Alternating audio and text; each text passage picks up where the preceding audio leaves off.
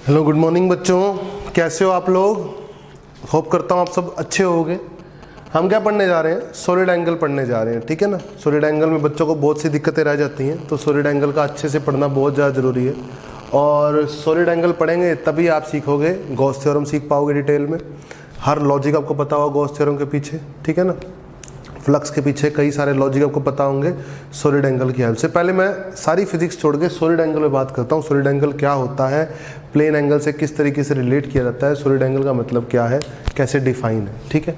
चलो स्टार्ट करते हैं। सबसे पहले कोई 3D फिगर लिया, मान लो इस टाइप का कोई 3D फिगर लिया, मैं छोटा सा ले रहा हूँ, ठीक है ना। तो ये जो एंगल है, ये 3 डायमेंशन एंगल, इसको बोला जाता है सॉलिड एंगल, पहली बात, ठीक है ना। इसका सिंबल है डी ओमेगा, नापा जाता है स्टेरेडियन में। किसके नापा जाता है? स्टेरेडियन में, ठीक है बेटा, कोई दिक्कत नहीं है। तो मैंने अगर ये एलिमेंटल पार्ट लिया, ये एलिमेंटल पार्ट था और ये कुछ इस तरीके से क्रॉस सेक्शन है, मान लीजिए ऐसा, ठीक है, कोई इश्यू नहीं है, ठीक है। अब चक्कर क्या है बेटा, अगर ऐसा क्रॉस सेक्शन है तो इस क्रॉस सेक्शन का जो एरिया वेक्टर होगा वो परपेंडिकुलर होगा इस सरफेस के, कुछ इस टाइप से। ये होगा ds वेक्टर, ठीक है बेटा, कोई दिक्कत नहीं है, ठीक है। और जो इस पॉइंट पे अगर मैं बात करूं, रेडियस वेक्टर होगा वो कुछ इस टाइप से होगा, आर कैप रेडियस वेक्टर, सही है बेटा, कोई इश्यू नहीं है। तो सॉलिड एंगल, ये D omega solid angle, 3 dimension angle किस तरीके से डिफाइन होता है? ये डिफाइन होता है ds vector dot r cap upon r square. कैसे डिफाइन होता है? ds vector dot r cap upon, ये r है, यहाँ से लेकर यहाँ तक r स्क्वायर, सही है बेटा, कोई इशू वाली बात नहीं है। अब अगर मैं डी ओमेगा की बात करूँ तो क्या होगा? ds, इन दोनों के बीच में एंगल मान लीजिए आप कितना है? अल्फा है। कितना एंगल है? अल्फा। तो डॉट प्रोडक्ट करूँगा तो ds cos अल्फा आएगा, और इसका यूनिट वेक्टर का मैग्नीट्यूड होता है 1 अपॉन आर स्क्वायर। यहाँ तक समझ में आया कि नहीं आया? ds cos alpha upon r square, ds cos alpha upon r square, ठीक है। या फिर ऐसे समझ लीजिए कि हम क्या करते हैं, इसका cos अल्फा वाला कंपोनेंट लेते हैं, एरिया कौन सा कंपोनेंट लेते हैं? cos अल्फा वाला, वो यूज़ करते हैं हम, ठीक है ना। ये ds डॉट आर कैप का मतलब क्या है? ds डॉट आर कैप का मतलब component of ds vector along are cap, component of ds vector along are cap, along are vector, सही है ना। Component of a on b पढ़ते नहीं थे, projection of a on b, वही उसी तरीके से, ठीक है, कोई दिक्कत नहीं है। यहाँ तक सॉलिड एंगल इस तरीके से डिफाइन है। अब हम बात करते हैं बेटा कि हम सॉलिड एंगल निकालें कैसे। अगर मैं बोलूँ एक मान लीजिए एक इस टाइप का फिगर है, कुछ स्फीयर है मान लीजिए, थोड़ा स्फीयर के लिए समझा देता हूँ। स्फीयर के लिए समझाने से पहले मैं आपको एक चीज़ और बताता हूँ। स्फीयर के लिए समझाने से पहले एक चीज़ और डिटेल में पढ़ लेते हैं पहले, ठीक है ना। नोट डाल के पॉइंट डलवा देता हूँ, ठीक है। तो नोट डाल के 2 पॉइंट लिखेंगे। पॉइंट नंबर 1 लिखेंगे आप कि अगर आप किसी भी क्लोज्ड फिगर के, ये क्लोज्ड फिगर है, कैसा फिगर है? क्लोज्ड फिगर है, ठीक है ना। अगर आप किसी भी क्लोज्ड फिगर के अंदर किसी भी पॉइंट पे हो, किसी भी पॉइंट से बात करूं, इस पॉइंट से बात करूं, इस पॉइंट से बात करूं, और मैं इस क्लोज्ड फिगर का सॉलिड एंगल जानना चाहता हूं। क्या जानना चाहता हूं? सॉलिड एंगल जानना चाहता हूं। तो सॉलिड एंगल क्या आएगा बेटा? ये अगर मैं बात करूं, देखिए ध्यान से, ये डी ओमेगा होगा, तो ये डी ओमेगा आएगा मेरे पास कितना? इन डी ओमेगा इंटीग्रल आएगा 4 पाई स्टेरेडियन। कितना आएगा? 4 पाई स्टेरेडियन। अगर पॉइंट आपका अंदर है, अगर पॉइंट आपका अंदर है, अगर अंदर वाले किसी क्लोज फिगर के अंदर किसी पॉइंट के अबाउट आप सॉलिड एंगल जानना चाहते हो उस क्लोज्ड फिगर का, तो वो हमेशा क्या आएगा? 4 पाई स्टेरेडियन आएगा। क्या आएगा? 4 पाई स्टेरेडियन, ठीक है। पॉइंट नंबर 2, अगर आप किसी क्लोज फिगर के बाहर हो, किसी क्लोज फिगर के आप बाहर हो, और इस पॉइंट के अबाउट आप इस क्लोज्ड फिगर का सॉलिड एंगल जानना चाहते हो, तो वो आएगा 0। क्या आएगा? 0 स्टेरेडियन, ठीक है। क्या करेंगे आप सबसे पहले मान लो ये वाला पॉइंट लें, ये वाला हिस्सा लिया मान लो आपने, ठीक है। तो इस हिस्से में ds ऐसे है बेटा, सही है, और जो आर कैप है वो कुछ ऐसे, ढंग से समझिए, है क्या नहीं है? सही है। अगर मैं बात करूँ इस हिस्से की, देखो एंगल क्या है इनके बीच में? एक्यूट है। एंगल क्या है? अल्फा। अल्फा एक्यूट एंगल है, दिख रहा है आपको अल्फा एक्यूट एंगल, ठीक है। अगर मैं इसकी बात करूं तो इसको देखो ध्यान से, तो ये डी एस वेक्टर है, तो ये डी एस वेक्टर होगा, बोलो होगा। और आर वेक्टर ऐसा होगा कहीं, ये आर वेक्टर होगा, बोलो। इनके बीच में एंगल क्या है, ऑब्ट्यूज भी है, ऑब्ट्यूज भी है। कुछ किसी किसी के लिए एक्यूट है, किसी किसी के लिए क्या है, ऑब्ट्यूज है। तो D S dot r cap किसी किसी डी ओमेगा के लिए तो पॉजिटिव बनेगा, किसी किसी डी ओमेगा के लिए क्या बनेगा, ये डी ओमेगा यहाँ पर क्या बनेगा, नेगेटिव, और ये वाला डी ओमेगा क्या बनेगा यहाँ पर, पॉजिटिव, क्योंकि इनके बीच में एंगल एक्यूट है और इनके बीच में एंगल क्या है, ऑब्ट्यूज। सही बात है। तो जब से ओवरऑल समीशन करता हूँ मैं सबका मिलाकर बाहर किसी पॉइंट के बोर्ड, तो क्या आता है, जीरो आता है। ऐसा यहाँ पर नहीं होगा, यहाँ पे हमेशा एंगल क्या बनेगा, एक्यूट। देखो कैसे, ये देखो ये डी एस वेक्टर है, ठीक है, ये डी एस है, और फिलहाल देखा जाए तो आर वेक्टर भी कुछ ऐसा है, ठीक है। अगर यहाँ बात की जाए,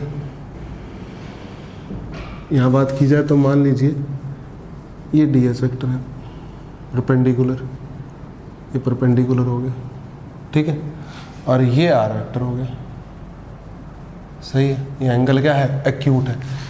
तो हमेशा यहाँ पर इधर भी बात कर लीजिए, चाहे अब इधर बात कर लीजिए, ऐसे देखिए ये डी एस वेक्टर है, परपेंडिकुलर, ठीक है, और ये आर वेक्टर हो गया आपका, आर वेक्टर। डी एस और आर में हमेशा एंगल क्या रह रहा है यहाँ पे, एक्यूट। तो डी ओमेगा सारे क्या बनेंगे, ये पॉजिटिव बनेंगे। क्या बनेंगे, पॉजिटिव बनेंगे। और जुड़कर क्या बनाएंगे, 4 पाई स्टेरेडियन बनाएंगे। क्या बनाएंगे, 4 पाई स्टेरेडियन। वो 4 पाई स्टेरेडियन क्यों आता है, मैं आपको स्फीयर के केस के लिए करके भी दिखाऊंगा, ठीक है। समझ में आई इतनी बात कि बाहर के अंदर किसी पॉइंट के बोर्ड अगर क्लोज्ड फिगर का सॉलिड एंगल जानना चाहते हो तो आएगा 4 पाई स्टेरेडियन, और बाहर किसी पॉइंट के बोर्ड अगर आप क्लोज फिगर का सॉलिड एंगल जानना चाहते हो तो आएगा 0। सही है, कोई दिक्कत नहीं है। सॉलिड एंगल क्या होता है आपको ये भी समझ में आया। अब सॉलिड एंगल को प्लेन एंगल से रिलेट कैसे करते हैं, इस पर चर्चा करेंगे, ठीक है, कि सॉलिड एंगल को प्लेन एंगल से रिलेट कैसे किया जाता है। देखो रिलेट करने का तरीका, हमने क्या करा बेटा, ये स्फीयर ही लिया, स्फीयर से समझते हैं, स्फीयर से आसानी समझ में आएगा आपको, ठीक है। ले लिया बेटा, कोई दिक्कत नहीं है। तो मैंने क्या किया, यहाँ पर एक ये ले लिया, ध्यान से देखो, ये सरफेस दिख रहा है आपको, ये सरफेस दिख रहा है, ये डी एस वेक्टर इसका हुआ इधर, ठीक है। और अगर ये स्फीयर है, परफेक्ट स्फीयर है, तो इसका आर वेक्टर भी इधर ही होगा, बोलो सही है। और ये रेडियस कितना होगा, आर होगा, सही है बेटा, कोई दिक्कत नहीं है।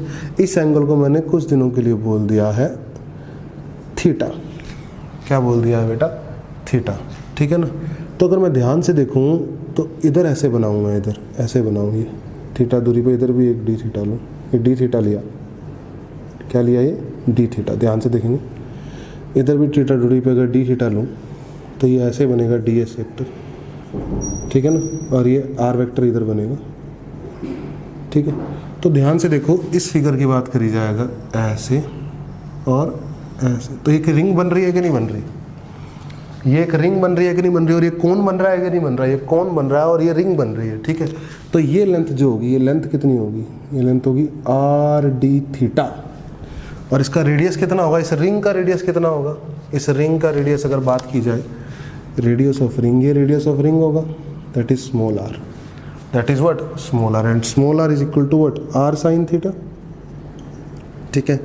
और डी एस और आर में एंगल कितना, d s vector and r cap is parallel, angle between them is 0 degree. तो हमारा फॉर्मूला क्या होता है, हमारा फॉर्मूला होता है d s vector dot r cap upon r square होता है डी ओमेगा, ठीक है। अब डी एस वेक्टर कितना है, ये एरिया वेक्टर कितना है, इस रिंग का एरिया मैग्नीट्यूड कितना है, मैग्नीट्यूड तो है 2 पाई आर, और थिकनेस कितनी है, ये थिकनेस आर डी थीटा, और ये तो हो गया डी एस वेक्टर का मैग्नीट्यूड। और आर कैप इधर यूनिट वेक्टर है, मैग्नीट्यूड 1 हो गया। इन दोनों में एंगल 0 डिग्री की वजह से कोस 0 डिग्री आया, और कोस 0 डिग्री हो गया 1, और नीचे आ गया आर। ये आर किसका आर है, ये आर है वेक्टर वाला, जो ये वाला वेक्टर, यानी कैपिटल आर, एक कैपिटल आर कैप लिख लो इसको, ठीक है ना। और यहाँ पे भी कैपिटल आर कैप बना लो, सही है बेटा। तो नीचे बन जाएगा आर स्क्वायर, ऐसा ही बनेगा बेटा। अब आप आर जानते हैं, आर साइन थीटा जब आप पुट करेंगे यहाँ पर तो क्या नज़र आएगा आपको, डी ओमेगा क्या नज़र आएगा, 2 पाई आर की जगह पुट करेंगे आर साइन थीटा और एक और आर है 2 pi r square sine theta d theta upon r square से आर स्क्वायर कट गया, डी ओमेगा आ गया 2 pi sine theta d theta. सही है बेटा, इंटीग्रेट करेंगे। अगर हम सॉलिड एंगल निकालना चाहते हैं, मान लो आप निकालना चाहते हो यहाँ तक का सॉलिड एंगल, ये निकालना चाहते हो, ये सॉलिड एंगल निकालना चाहते हो, ये सॉलिड एंगल निकालना चाहते हो, तो थीटा की लिमिट्स, ठीक है, थीटा सेमी वर्टिकल एंगल से थीटा नापना शुरू कर रहे हैं हम, ठीक है। तो 0 से लेकर कहाँ तक, मान लो ये पड़ता है कितना एंगल, अल्फ़ा, ठीक है ना, कितना पड़ता है ये अल्फ़ा, या थीटा ही मान लो इसको, 0 से थीटा ये वेरिएबल है और ये थीटा कुछ फिक्स है, ठीक है ना। तो 0 से थीटा ही कर दो इसको इंटीग्रेट, ये बनेगा ओमेगा, ये बनेगा 2 पाई साइन थीटा का इंटीग्रेशन होता है minus cos theta, upper limit और लोअर लिमिट डलेगी तो ओमेगा आएगा 2 पाई कॉस थीटा -1 बनेगा, 1 माइनस कॉस थीटा आएगा। बोलो समझ में आई इतनी बात, सही है। ये आ गया हमारे पास solid angle, relation between plane angle and solid angle. ये theta is semi vertical angle, theta is what, semi vertical angle. अगर मैं बात करूँ इस टाइप से बात करूँ तो ये जो सेमी वर्टिकल एंगल है ये थीटा है और जो ये सॉलिड एंगल है ये ओमेगा है, समझ आई। तो अगर थीटा हमारा ये है तो 2 पाई 1 माइनस कोस थीटा होता है सॉलिड एंगल, सही है, कोई चिंता की बात नहीं है। इतना आपको समझ में आया अच्छे से। अब आगे बात करते हैं, हम स्फीयर के लिए निकालते हैं। स्फीयर के लिए क्या होगा, स्फीयर के लिए देखो थीटा यहाँ से नापना शुरू कर रहे हो आप, 0 से क्या लिया आपने थीटा तक, तो 0 से चलते जाओगे यहाँ तक आओगे तो पाई हो जाएगा। अरे 0 से पाई लोगे तो ये तो रिंग पूरी आ रही है ना, नीचे वाला हिस्सा भी अपने आप आ रहा है, तो 0 से पाई लोगे तो पाई लोगे जब यहाँ पर, तो फॉर स्फीयर सॉलिड एंगल क्या आ रहा है 2 पाई 1 माइनस कॉस पाई -1 तो कितना आ गया, सॉलिड एंगल आ गया 4 पाई स्टेरेडियन। क्या आ गया, 4 पाई स्टेरेडियन। समझ में आई मेरी बात, कितना सॉलिड एंगल आ गया 4 पाई, ठीक है। और वही रीज़न था यहाँ पर, क्लोज्ड फिगर के अंदर किसी पॉइंट पे अगर आप बात करते हो तो सॉल्व कर ज्योमेट्री लगाकर क्या होता है, जब हम सॉल्व करते हैं तो 4 पाई स्टेरेडियन आता है अगर अंदर के बोर्ड बात करें। अगर बाहर के बोर्ड बात करें तो क्या आता है 0। सिमिलरली अगर मैं सॉलिड एंगल यही स्फीयर का सॉलिड एंगल जानना चाहता हूँ इस पॉइंट के बोर्ड तो 0 ही आएगा। इस पॉइंट के बोर्ड में जानना चाहता हूँ तब भी 4 पाई आएगा, इस पॉइंट के बोर्ड जानना है तब भी 4 पाई आएगा, सेंटर के बोर्ड भी 4 पाई आएगा, हर एक पॉइंट के बोर्ड 4 पाई आएगा। हमें इस बात को ध्यान रखना होगा, ठीक है। अच्छे समझ में आया होगा आपको स्फीयर के लिए कैसे करना है, ठीक है। सॉलिड एंगल क्या होता है ये भी समझ में आया होगा आपको, ठीक है। अब हम इसको फ्लक्स से कैसे रिलेट करने वाले हैं वो भी देख लेते हैं, चलो वो भी देख लेते हैं। ध्यान से देखेंगे तो समझ में आएगा। देखो मैंने आपको बताई थी एक चीज़, क्या बताई थी कि अगर आपका क्लोज सरफेस के अंदर कोई चार्ज है तो सारा फ्लक्स आउटगोइंग है, तो जो फ्लक्स होगा वो होगा क्यू अपॉन एप्सिलॉन नॉट, ठीक है ना। तो मान लो ये क्लोज फिगर है और चार्ज रख दिया यहाँ, ध्यान से देखो चार्ज रख दिया यहाँ, ठीक है। तो कितना फ्लक्स पास हो रहा है, कितना फ्लक्स पास हो रहा है जल्दी बताइए। Q upon epsilon not flux pass हो रहा है 4 पाई स्टेरेडियन से, कितने सॉलिड एंगल से, 4 पाई स्टेरेडियन एंगल से Q upon epsilon not flux pass हो रहा है। और अगर बात की जाए कि इस स्टेरेडियन एंगल से कितना पास हो रहा है, ये मान लो ओमेगा स्टेरेडियन एंगल है, ठीक है ना। तो ओमेगा स्टेरेडियन एंगल से एक्स फ्लक्स पास हो रहा है, कितना फ्लक्स पास हो रहा है, एक्स फ्लक्स पास हो रहा है। तो यूनिटरी मेथड अगर लगाया जाए और लिया जाए रेशो तो Q upon epsilon not into solid angle upon 4 पाई आ जाएगा x. This is the flux pass through this solid angle, this is the flux pass through this solid angle. मतलब इसमें से इतने हिस्से में से कितनी लाइंस निकल रही हैं, हमें पता है कि पूरे सरफेस से तो क्यू अपॉन एप्सिलॉन नॉट निकल रही हैं। अगर मैं इस ओमेगा वाले हिस्से से निकाल लेता हूँ कितनी लाइंस निकल रही हैं, तो उसका तरीका ये होगा। अब ओमेगा कितना होगा, अगर बात की जाए स्फीयर के केस में बात की जाए, ध्यान से देखेंगे, ठीक है। तो ये होता है हमारा थीटा। अब मैं मान लो थीटा के लिए बात करूँ, ठीक है ना। तो ये क्यू चार्ज है, सही है। ये क्यू चार्ज कितनी लाइंस निकाल रहा है, ये क्यू चार्ज निकाल रहा है q upon epsilon not lines, ठीक है। तो इस सेमी वर्टिकल थीटा एंगल के कॉरस्पॉन्डिंग ये कौन बनेगा कि नहीं बनेगा, तो इतने हिस्से में से कितना फ्लक्स निकाल रहा है, ये फ्लक्स निकाल रहा है। अरे बोलो बेटा, यही फ्लक्स तो निकाल रहा है, यही फ्लक्स निकाल रहा है। और ये एंगल कितना है, ये एंगल है थीटा, सेमी वर्टिकल एंगल है कि नहीं। तो आपसे यही पूछा जाता है कि इस थीटा सेमी वर्टिकल एंगल के कॉरस्पॉन्डिंग जो यहाँ पर ओमेगा सॉलिड एंगल बन रहा है उसमें कितना फ्लक्स पास हो रहा है, तो क्यू अपॉन एप्सिलॉन नॉट हो रहा है फिर से 4 पाई स्टेरेडियन के अलोंग, 4 पाई स्टेरेडियन सॉलिड एंगल के थ्रू। और ओमेगा सॉलिड एंगल के लिए कितना पास हो रहा है, एक्स मान लो, ये एक्स फ्लक्स है, तो एक्स की वैल्यू कितनी आई, q upon epsilon naught upon 4 pi into omega, और ओमेगा यहाँ पे कितना आएगा 2 पाई 1 माइनस कॉस थीटा आएगा, कितना आएगा 2 पाई 1 माइनस कॉस थीटा आएगा। पाई से पाई कट गया, 2 से 4 कट गया, तो कितना आ गया, एक्स आ गया Q upon 2 epsilon naught 1 minus cos theta, ठीक है, 1 माइनस कॉस थीटा याद करो। अब याद करो, मैंने आपको एक क्वेश्चन कराया था, ठीक है ना, क्या बताया था, जब फ्लक्स पढ़ाया था मैंने कहा था एक क्यू चार्ज है, ठीक है, ये रिंग के एक्सिस पर रख दिया, ठीक है, तो मैंने कहा था बताओ इससे कितना फ्लक्स पास हो रहा है इस रिंग से। तो देखो यही क्वेश्चन तो बन गया सेम, यही क्वेश्चन तो बन गया, इस रिंग से कितना फ्लक्स पास हो रहा है, सही है, पक्का यही बताया था कि नहीं बताया था। और मैंने आपको बताया था ये एंगल क्या है, मान लो थीटा, तो वहाँ पर रिजल्ट क्या आया था, फ्लक्स आया था Q upon 2 epsilon naught 1 minus cos theta, integrate करके याद करो, आया था कि नहीं आया था। आपने यहाँ पे आर दूरी का एक रिंग लिया था, बोलो, और डी आर थिकनेस का, सही है, और यहाँ पर आपने इलेक्ट्रिक फील्ड ऐसे मानी थी और डी एस ऐसे माना था, याद करो, सॉल्व करा था कि नहीं करा था आपने, सॉल्व करके आपका ये रिजल्ट आया था। देखो आप डायरेक्ट यहाँ पहुँच गए, सॉलिड एंगल की हेल्प से आप डायरेक्ट यहाँ पहुँच सकते हो, ठीक है। और कैसी वैरायटी के क्वेश्चन बन सकते हैं इसमें वो भी देख लो आप, और कैसी वैरायटी के क्वेश्चन बन सकते हैं देखो, इसमें वो भी समझा देता हूँ मैं आपको। जैसे मान लीजिए क्या हुआ कि हमने क्या करा बेटा, ये लिया एक सिलेंडर, देखिए ये सिलेंडर लिया, ठीक है, ये क्लोज्ड सिलेंडर है, कैसा सिलेंडर है, क्लोज्ड। तो इसका एक सरफेस तो ये है, एक सरफेस ये है और एक कर्व्ड सरफेस है, यहाँ रख दिया चार्ज, ठीक है। आपसे पूछा है फ्लक्स थ्रू कर्व्ड सरफेस बताओ, फ्लक्स थ्रू कर्व्ड सरफेस कैसे हैंडल करोगे आप इस क्वेश्चन को। आप क्या करोगे, आप इस हिस्से में से फ्लक्स निकालना तो जानते हो अगर आपको ये एंगल पता है तो, इस फॉर्मूले से। आप इस हिस्से में से फ्लक्स निकालना भी जानते हो अगर आपको एंगल पता है तो, इसी फॉर्मूले से।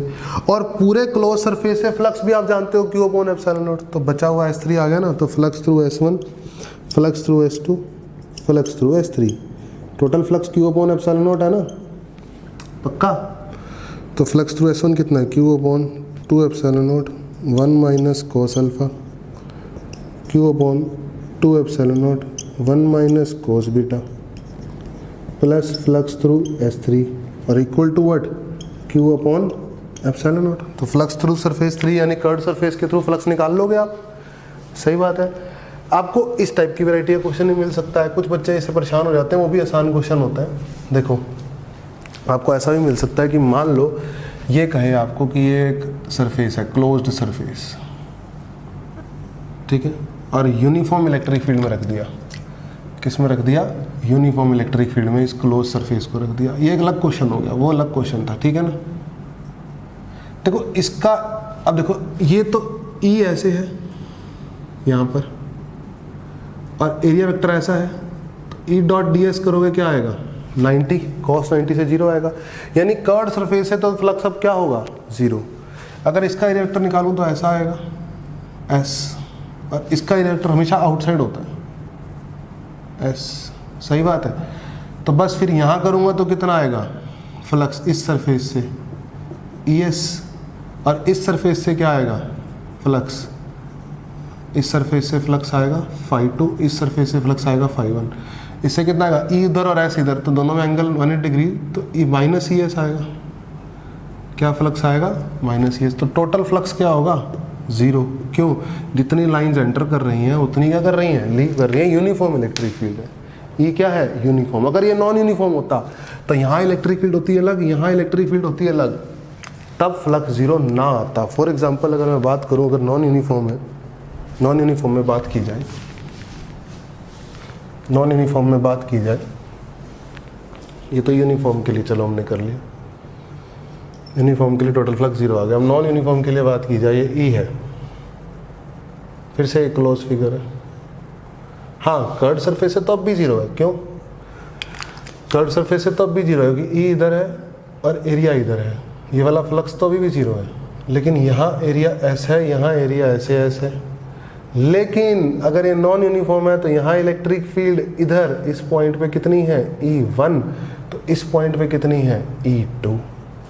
तो फ्लक्स यहाँ कितना है, फ्लक्स 1 कितना है, -ES, और यहाँ E1S, और यहाँ कितना है फ्लक्स, E2S।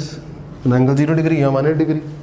ठीक है, तो टोटल फ्लक्स क्या हो गया, E2 minus E1 into S। बोलो, अब इलेक्ट्रिक फ्लक्स जीरो नहीं है क्योंकि नॉन यूनिफॉर्म इलेक्ट्रिक फील्ड में पड़ा है। अगर यूनिफॉर्म इलेक्ट्रिक फील्ड में पड़ा तो टोटल फ्लक्स क्या है, जीरो है। इन छोटी छोटी बातों का हमें खास ध्यान रखना होगा। ठीक है, अच्छा बेटे एक चीज देख लेना, ये ठीक है ना, ये बाय मिस्टेक लिखा गया, Q upon epsilon not, flux है 4 पाई स्टेरेडियन से, तो X फ्लक्स है ओमेगा सॉलिड एंगल से। यह मैंने उल्टा लिख दिया था। ठीक है ना, वो कोई इशू नहीं है, बहुत सिंपल चीज़ है, आपको खुद को पता होनी चाहिए। ठीक है ना,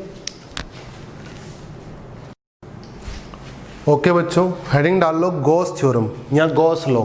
ठीक है, इसमें हम 2 मिनट क्या 1 मिनट की थ्योरी लिख लेते हैं फटाफट से, जो ठीक है ना फॉर्मेलिटी है, और उसके बाद फिर मैं समझाता हूँ कि क्या होगा। लिखो इसमें, this law is the mathematical analysis of relation between, this law is the mathematical analysis of relation between electric flux, electric flux from a closed surface, electric flux from a closed surface and its enclosed charge, and its enclosed charge. This law states that total flux, this law states that total flux emerging out from a closed surface, emerging out from a closed surface is equal to the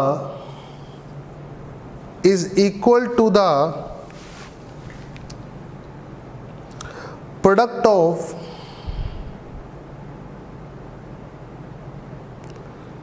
algebraic sum of enclosed charge, product of algebraic sum of enclosed charge and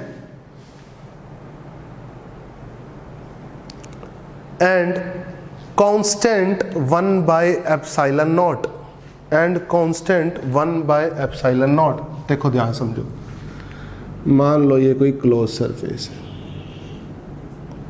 ठीक है, अब कुछ charges enclosed हैं, कुछ charges बाहर हैं, ऐसे समझो। तो क्या हो गया Q1, ये हो गया Q2, Q3 माइनस Q4,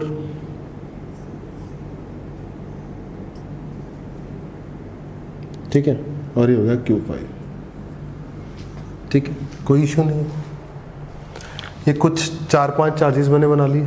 ठीक है, तो गॉस थ्योरम क्या कहती है, गॉस थ्योरम कहती है इस क्लोज्ड सरफेस से जो फ्लक्स पास होगा ड्यू टू ऑल चार्जेस, वो क्या होगा, E.ds फ्लक्स हो गया। और ये जो गोलूबन लगाया है इसका मतलब है क्लोज्ड सरफेस से फ्लक्स। इंटीग्रेशन के ऊपर ये साइन आ जाता है, इसका मतलब क्लोज्ड सरफेस से फ्लक्स किसके ऊपर होगा, charge enclosed into epsilon not.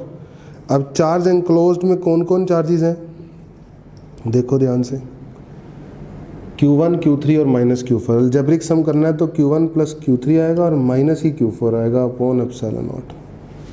This is the Gauss theorem. ये समझ लो, चाहिए समझ लो, ठीक है। ये गॉस थ्योरम होती है कि electric flux will totally depend on enclosed charges, not on outside charges, not on what outside charges। अब आएगा इसको प्रूफ करना, ठीक है ना। तो प्रूफ काफ़ी इंपॉर्टेंट रहने वाला है इसका, और वो बहुत ज़्यादा इंपॉर्टेंट है, ढंग से करेंगे, ठीक है। वन बाय वन स्टार्ट करते हैं। सबसे पहले मैं लेता हूँ इसका Q1 की वजह से, ठीक है। Q1 की वजह से मैं इलेक्ट्रिक फ्लक्स लिखता हूँ, ये छोटा सा लिख लिया मैंने ऐसे, ये आ गया हमारा, ठीक है। ये R दूरी है, समझ लो, ठीक है। तो Q1 की वजह से अगर मैं E लिखूंगा तो क्या आएगा, E वेक्टर डॉट ds लिखूंगा तो क्या आएगा, ध्यान से देखेंगे सभी बच्चे। Q1 की वजह से, किसकी वजह से, Q1 चार्ज की वजह से, तो लिखूंगा मैं E, लिखिए K Q upon R square, और ये R1 लिखेंगे और यहाँ R1 स्क्वायर, और वेक्टर लिखते हुए R कैप भी आएगा, आया कि नहीं आएगा, बिल्कुल आएगा, सत्य वचन। डॉट ds लिखेंगे, सही है। तो कितना आएगा, KQ बाहर निकालेंगे और ये R1 वेक्टर आएगा, तो R1 cap dot ds vector upon R1 square. क्या लिखा है ये, क्या लिखा है ये लिखा है सॉलिड एंगल d ओमेगा। क्या लिखा है ये, d ओमेगा। अरे अभी पढ़ाया था, तो KQ d ओमेगा लिखा है। अब आपको इंटीग्रल करना है पूरे सरफेस का। ये पॉइंट अंदर है कि बाहर है, अंदर वाले पॉइंट के अबाउट आप क्लोज सरफेस का सॉलिड एंगल जानना चाहते हो, तो क्या आएगा 4 पाई। कितना आएगा, 4 पाई। तो कितना आएगा, KQ अपॉन KQ इंटू 4 पाई, और QQ1 आएगा, QQ1 आएगा ना यहाँ पर, ठीक है। आया कि नहीं आएगा, पक्का आएगा, सच है एकदम। तो K होता है 1 अपॉन 4 पाई एप्सिलॉन नॉट, तो 4 पाई कट गया। ये आ गया फ्लक्स थ्रू Q1। क्या आ गया, Q1 से फ्लक्स, बोलो आ गया कि नहीं आ गया, फ्लक्स थ्रू Q1। सही बात है। अब ऐसे ही लिख लेते हैं हम Q2 से।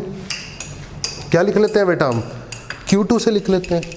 जब हम Q2 से लिखने जाएंगे, ध्यान से देखो, फ्लक्स थ्रू Q2 लिखने जाओगे तो KQ2, आप किसी भी पर्टिकुलर उस पर बात करते हैं, मान लो इससे कॉरस्पॉन्डिंग बात करते हैं ऐसे, ठीक है। ये हो गया R2, इस पॉइंट पर बात कर रहे हैं हम, ठीक है ना। यहाँ इसी पॉइंट पे भी कर सकते हैं आप, इसी पॉइंट पे भी कर सकते हैं। अगर आप इलेक्ट्रिक फील्ड निकालना चाह रहे हैं तो किसी एक पर्टिकुलर पॉइंट पे लिख सकते हैं आप, ठीक है ना। जैसे आप इलेक्ट्रिक फील्ड यहाँ पर लिख लेते हैं इस पॉइंट पे, तो यहाँ भी चाहे इसी पॉइंट पर लिख लो और फिर इंटीग्रेट कर दो, वो भी कर सकते हैं आप, ठीक है। उसमें कोई दिक्कत नहीं आने वाली है। ये लिख लो आप, चलो ये लिख लो आप, ये लिख लिया आपने, ठीक है ना। इस पर्टिकुलर के लिए तो R2 हो गया, सही। KQ2 upon R2 square into R2 cap dot ds vector integral close surface. Close surface के लिए करना है तो पूरे सरफेस के लिए चाहिए। अब पूरे सरफेस के लिए चाहिए तो KQ2 R2 vector R2 cap dot ds vector upon R2 square का इंटीग्रल। अब ये भी सॉलिड एंगल लिखा है, लेकिन ये बाहर वाले पॉइंट के अबाउट आप सॉलिड एंगल निकाल रहे हो, क्लोज सरफेस का क्या आता है सॉल्व करके, अभी बताया था 0। तो फ्लक्स थ्रू Q2 क्या आएगा, 0। सही बात है, बोलो सही बात है। तो जब सबके थ्रू लिख लोगे तो यहाँ पर E लिखोगे, जब E लिखोगे तो E में आएगा इलेक्ट्रिक फील्ड। तो इलेक्ट्रिक फील्ड जो इस पॉइंट पर आएगी वो तो ये E1 होगी, ऐसे वो ऐसे इसकी वजह से इधर होगी E2, सही है। इसकी वजह से होगी ऐसे, ऐसे होगी, इसकी वजह से E4, इसकी वजह से होगी E2 हो गई, E1 होगी, E3, इसकी वजह से E3 होगी, और इसकी वजह से भी होगी E5। इलेक्ट्रिक फील्ड तो सबकी वजह से होगी इस पॉइंट पे, इस ds वेक्टर वाले एलिमेंट पे इलेक्ट्रिक फील्ड तो सारे चार्जेस की वजह से है। समझ में आई? पक्का। लेकिन E वेक्टर डॉट ds को जब आप क्लोज सरफेस के लिए इंटीग्रेट कर चुके होगे तो बनेगा फ्लक्स, वो सिर्फ अंदर वालों की वजह से रहेगा। किसकी वजह से रहेगा? एनक्लोज चार्जेस की वजह से, कि आउटसाइड चार्ज था, फ्लक्स 0 आ रहा है ना, ठीक है ना। तो आप ऐसे लिख सकते हैं कि E वेक्टर जब लिखेंगे तो E1 वेक्टर भी आएगा, E2 वेक्टर भी आएगा, E3 भी आएगा, E4 भी आएगा, E5 भी आएगा। सही बात है। ये लिखेंगे आप E वेक्टर। जब डॉट ds करेंगे और क्लोज सरफेस के लिए करेंगे तो अलग अलग लिखेंगे कि नहीं लिखेंगे? E1 dot ds, E2 dot ds, E3, बोलो तो इस तरीके से आता चला जाएगा। तो जब E1 डॉट ds करोगे तो क्या बनेगा? E1 डॉट ds करोगे तो यहाँ पर बनेगा हमारा Q1/ε0। जब E2 करोगे बाहर वाले चार्ज के लिए तो 0 बनेगा। जब E3 करोगे तो Q3/ε0 बनेगा। बोलो, अभी सिखाया ना यहाँ पर। जब E4 करोगे तो -Q4/ε0 बनेगा। क्यों? कब यहाँ माइनस क्यों आएगा? क्योंकि अब इलेक्ट्रिक फील्ड आप R1 वेक्टर नहीं लिखोगे। जब यहाँ लिख रहे थे ना KQ1/R1² इंटू R1 कैप, तो लिखोगे KQ4/R4² इंटू -R4 कैप, क्योंकि नेगेटिव चार्ज के लिए इलेक्ट्रिक फील्ड अपोजिट डायरेक्शन में होती है, ठीक है। तो नेगेटिव वो वाला आएगा, सही है। तो माइनस बाहर निकालोगे तो यही आएगा। Q5 फिर बाहर है, उसकी वजह से फिर 0 आएगा। तो जब आप सोल्व कर लोगे इस सारी थ्योरम को तो यहीं पहुंचोगे कि नहीं पहुंचोगे कि E डॉट ds सबकी वजह से कर लिया is equal to Q1 Q3 और -Q4 आ रहा है। Q1 अंदर, Q3 अंदर, -Q4 अंदर। तो ये क्या लिखोगे आप इसकी जगह? एनक्लोज चार्ज की वजह से upon ε0, upon what? ε0। Hence proof, theorem is proved. Theorem is what? Proved. तो ये था गॉस थ्योरम, गॉस लॉ, ठीक है, आना चाहिए आपको। ओके बेटा, अब हम गॉस थ्योरम कहाँ लगानी है, कैसे लगानी है, इसके बारे में समझेंगे, ठीक है। तो थोड़ी थ्योरी लिखेंगे। तो थ्योरी में सबसे पहले पॉइंट लिखिए आप, using Gauss law we can find electric field strength. Using Gauss law we can find electric field strength due to some symmetrical distribution of charges. We can find electric field strength due to some symmetrical distribution of charges.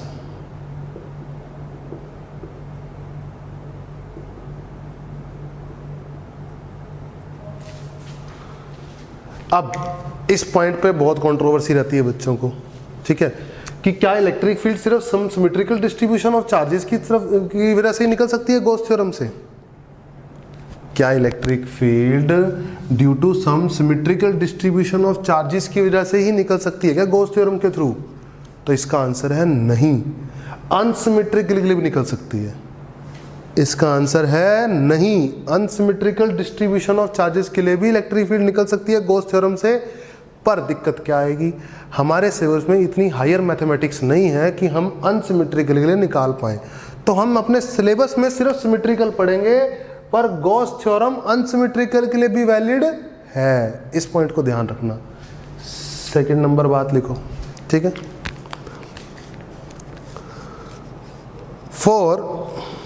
For application of Gauss theorem,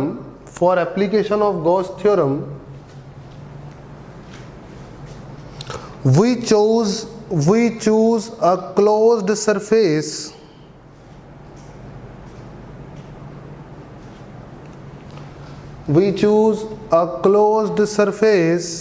over which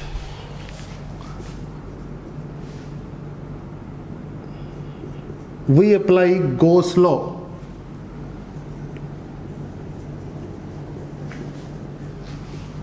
over which we apply Gauss law is known as Gaussian surface। उस surface को क्या बोला जाएगा? Gaussian surface बोला जाएगा। हमें क्या करना होगा? एक क्लोज सरफेस खुद चूज करना होगा, उस सरफेस को क्या बोला जाएगा? गॉसियन सरफेस बोला जाएगा, और वो सरफेस चूज करके मैं इलेक्ट्रिक फील्ड निकाल पाऊंगा। कैसे होगा अभी समझ में आएगा धीरे धीरे, पहले लिख लो, ठीक है। अब आती है कि चूज कैसा करें क्लोज सरफेस, गॉसियन सरफेस कैसा चूज करें। गॉसियन सरफेस कैसा चूज करें, तो चूज करते हुए दो बातों का ध्यान रखेंगे। चूज करते हुए दो बातों का हम ध्यान रखेंगे। पहली बात लिखो, चूज करते हुए दो बातों का ध्यान रखेंगे। पहली बात लिखो, Gaussian surface should be chosen in such a way, Gaussian surface should be chosen in such a way that at every point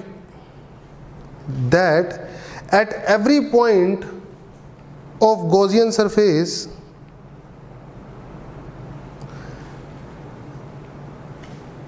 that at every point of Gaussian surface the magnitude of electric field is uniform or zero,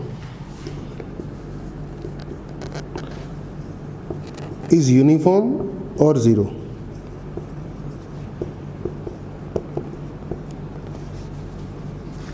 uniform और zero.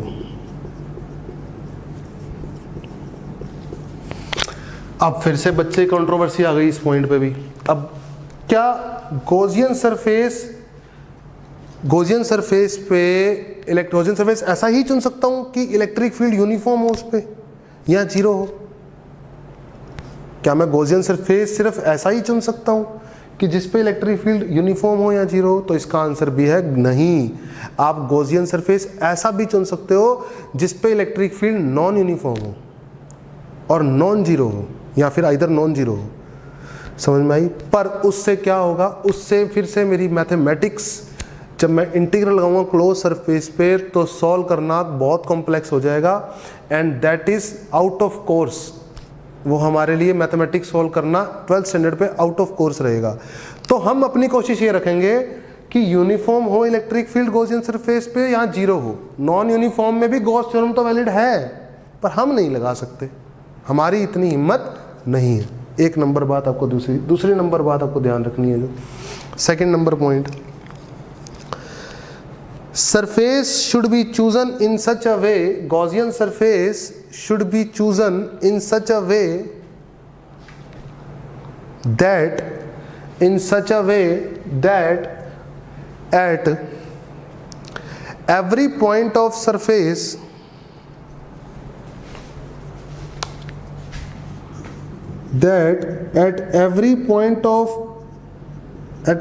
on Gaussian surface electric field is either parallel और perpendicular।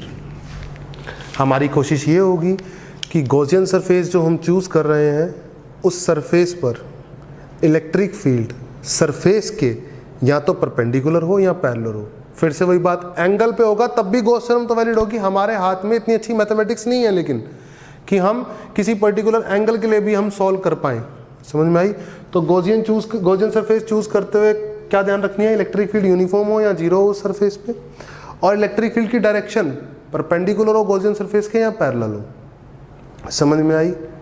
ऐसा नहीं है अगर ये दोनों points नहीं होंगे गॉसियन सरफेस की सिलेक्शन में तो गॉस थ्योरम फेल हो जाएगी। गॉस थ्योरम तो तब भी वैलिड होगी, हम नहीं लगा पाएंगे हमारे मैथमेटिक्स के अकॉर्डिंग, जितना हम मैथमेटिक्स 12th स्टैंडर्ड तक जानते हैं। समझे? एक बात और, बच्चों को ये बहुत कंफ्यूजन होती है कि E.ds is equal to q enclosed upon epsilon naught. तो होता है, बिल्कुल होता है। तो बच्चे बोलते हैं ये इलेक्ट्रिक फील्ड जो है, this electric field is due to enclosed charges है या is electric field due to all charges है। ये कंफ्यूजन रहती है बच्चों को। हाँ, तो कौन सी स्टेटमेंट ट्रू है, कौन सी फॉल्स है। तो ये जो इलेक्ट्रिक फील्ड है ड्यू टू ऑल चार्जेस है, चार्जेस सारे लिए थे, Q1 Q2 Q3 Q4 Q5 सारे लिए थे, उनकी वजह से जो फ्लक्स आया था वो Q1 Q3 Q5 की वजह से आया था। लेकिन इलेक्ट्रिक फील्ड लिखते हुए तो सारी लिखी थी ना मैंने, उस पॉइंट पर गॉसियन सरफेस के उस पॉइंट पर इलेक्ट्रिक फील्ड जब मैं लिख रहा था तो E1 vector plus E2 plus E3 plus E4 plus E5 सारी लिखी थी ना। तो electric field is due to all charges, electric field is due to enclose charges नहीं है, ओनली एनक्लोज चार्जेस नहीं है, सारे चार्जेस की वजह से होती है। हाँ, फ्लक्स सिर्फ एनक्लोज बनाते हैं, फ्लक्स जो बनाते हैं वो सिर्फ एनक्लोज चार्ज बनाते हैं, आउटसाइड चार्ज फ्लक्स नहीं बनाते हैं, इस बात को ध्यान में रखेंगे। सही है। तो गॉस थ्योरम कैसे लगानी है, कैसे गॉसियन सरफेस का सिलेक्शन होना है, सिमेट्रिकल डिस्ट्रीब्यूशन के लिए हम पढ़ने वाले हैं। ऐसा नहीं है कि सिमेट्रिकल अनसिमेट्रिकल के लिए गॉस थ्योरम वैलिड नहीं है, गॉस थ्योरम तो अनसिमेट्रिकल के लिए वैलिड है। गॉसियन सरफेस भी हम कैसा भी चूज कर सकते हैं, लेकिन हम सॉल्व नहीं कर पाएंगे, इसीलिए हम जो चूज करेंगे वो इस तरीके से चूज करेंगे, इलेक्ट्रिक फील्ड उस पर यूनिफॉर्म हो या जीरो हो, या फिर ऐसा चूज करेंगे कि उस पर इलेक्ट्रिक फील्ड क्या हो, जो डायरेक्शन इलेक्ट्रिक फील्ड की हो परपेंडिकुलर हो या पैरेलल हो, किसके, गॉसियन सरफेस के। सही बात है। इलेक्ट्रिक फील्ड जो यहाँ पर लिखते हैं हम वो सभी चार्जेस की वजह से होती है, चाहे वो एनक्लोज हो चाहे वो आउटसाइड हो, समझ में आई। लेकिन फ्लक्स जो होता है, ये जो फ्लक्स पूरा नंबर है वो सिर्फ एनक्लोज चार्जेस की वजह से होता है। ठीक है, ये इसका सम अप भी कर दिया मैंने।